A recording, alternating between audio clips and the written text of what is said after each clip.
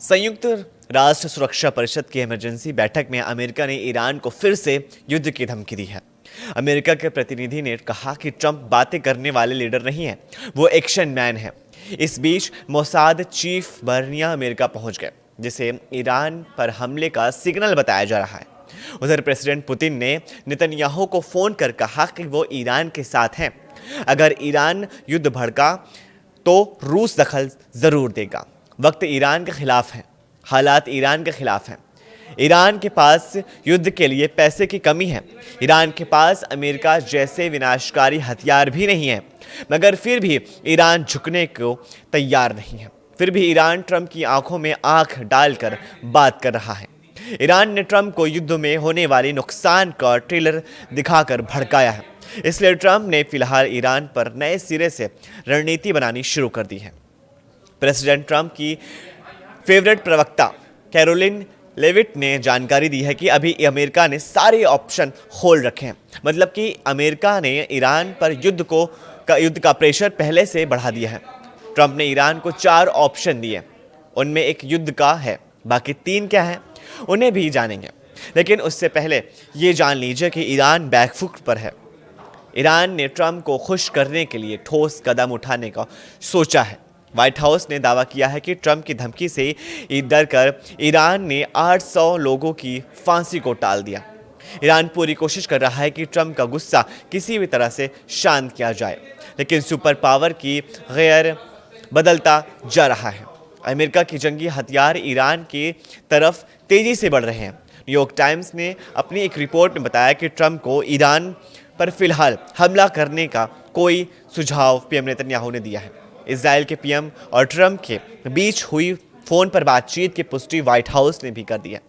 Netanyahu Trump की hotline पर हुई बातचीत पर पूरा ब्यौरा का आपके सामने नहीं आया, अब तक सामने नहीं आया, लेकिन जो बातें पुख्ता तौर पर बताई जा रही हैं वो ये है कि इजराइल ईरान से सीधे युद्ध के लिए तैयार नहीं है।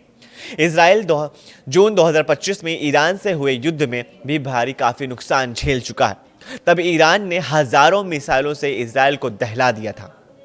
हालांकि अमेरिका और खाड़ी देशों ने मिलकर ईरान की मिसाइलों की मार से इजराइल को बचाने की पूरी कोशिश की थी, लेकिन इस बार ईरान ने धमकी दी है कि अगर अमेरिका ने उस पर हमला किया तो वो इजराइल को मिसाइल धमाकों से बर्बाद कर डालेगा और अमेरिका को भी नहीं छोड़ेगा।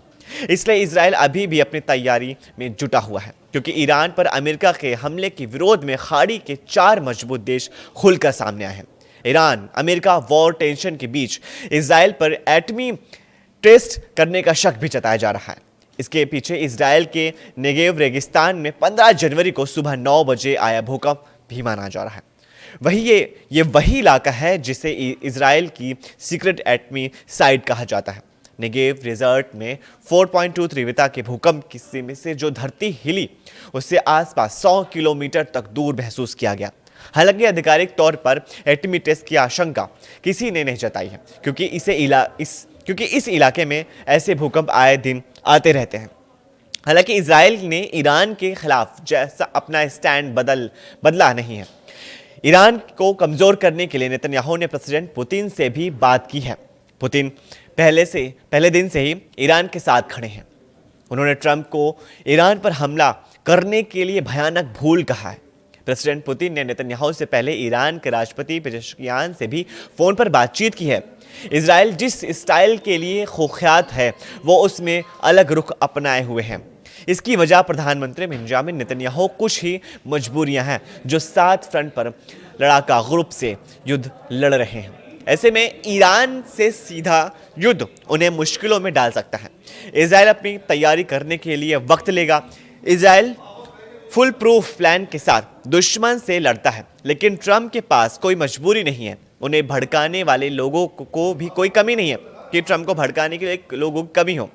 ईरान के निर्वासित प्रिंस रेजा पहलवी इससे सबसे आगे हैं, क्योंकि रेजा पहलवी अपनी सत्ता को दोबारा पाने के लिए वो ट्रंप को भड़काते रहेंगे। यानी आग में घी डालने का काम रेजा पहलवी ने शुरू से कर दिया है कि खामनेई की सत्ता को हटाया जाए और ईरान में फिर से एक बार प्रिंस रेजा पहलवी की सत्ता को कायम किया जाए। ईरान में जो प्रदर्शन हो रहे हैं, जो विरोध हो रहा है खामनेई सरकार के खिलाफ, खामनेई के खिलाफ, सुप्रीम लीडर अली खामनेई के खिलाफ, उसमें कहीं ना कहीं रेजा पहलवी का भी हाथ है। उन्हें अब भी उम्मीद है कि सुप्रीम लीडर अली खामनेई का तख्ता पलट होगा। रेजा पहलवी खुशहाल ईरान बनाने का वादा आवाम से कर रहे हैं। ईरान में खामनेई सरकार के खिलाफ जब से हिंसक प्रदर्शन शुरू हुआ है, तब से रेजा पहलवी उसे हवा देने में लगे हुए हैं, यानी आग में भर भर के चम्मच घी डालने का काम कर रहे हैं। रेजा पहलवी के भाषण के कई वीडियो वायरल हो रहे हैं, जिसमें वो ईरान की कट्टर हुकूमत को उखाड़ फेंकने की अपील आवाम से और सेना से कर रहे हैं, ताकि वहां की आवाम और सेना पूरी तरह से खामनेई सरकार के खिलाफ हो जाए और खामनेई का तख्ता पलट करके उखाड़ फेंके और वहां पर रेजा पहलवी का फिर से तख्त शासन कायम हो जाए। लेकिन अब की बार उन्हें यकीन है कि सुप्रीम लीडर अली खामनेई की वो गद्दी से हटाने में कामयाब हो सकते हैं, क्योंकि प्रेसिडेंट ट्रंप भी रेजा पहलवी को अच्छा आदमी कह चुके हैं। ट्रंप के तेवर बता रहे हैं कि वो ईरान में बदलाव चाहते हैं, ईरान को फिर से द ग्रेट ईरान बनाना चाहते हैं, ईरान में फिर से वो चीज़ लाना चाहते हैं जो 1979 से पहले हुआ करती थी, क्योंकि 1979 में इस्लामिक क्रांति के बाद ईरान में हर चीज़ इस्लामिक तरीके से होने लगी, क्योंकि वहाँ पे इस्लामिक कानून चलने लगा। उन्होंने ईरान के धर्म गुरुओं की सरकार पसंद नहीं है।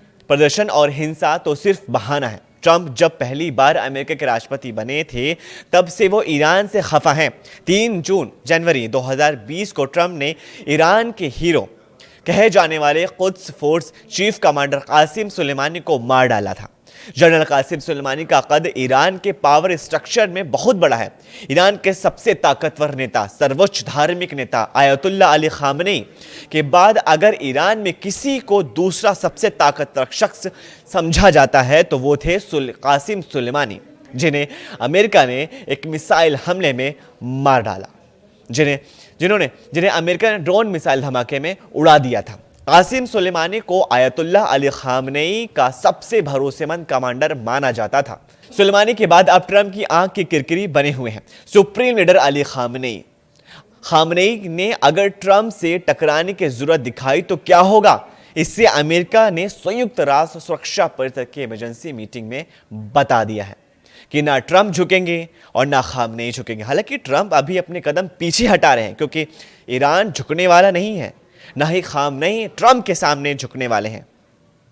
इस वीडियो को ज़्यादा से ज़्यादा लाइक कीजिए, अपने फैमिली और व्हाट्सएप ग्रुप में शेयर कीजिए और नीचे दिए गए कमेंट में हमें यह बताइए कि क्या अगर ट्रंप ने अपने कदम पीछे हटा लिए हैं तो अब क्या होगा। क्या नेतन्याहू की जो दादागिरी ट्रंप के रहते चल रही थी वो कम हो जाएगी, या नेतन्याहू भी अपनी दादागिरी ईरान पे झाड़ने की फिर सी फिराक में है। हम फिर मिलेंगे एक नई खबर के साथ, तब तक के लिए शुक्रिया।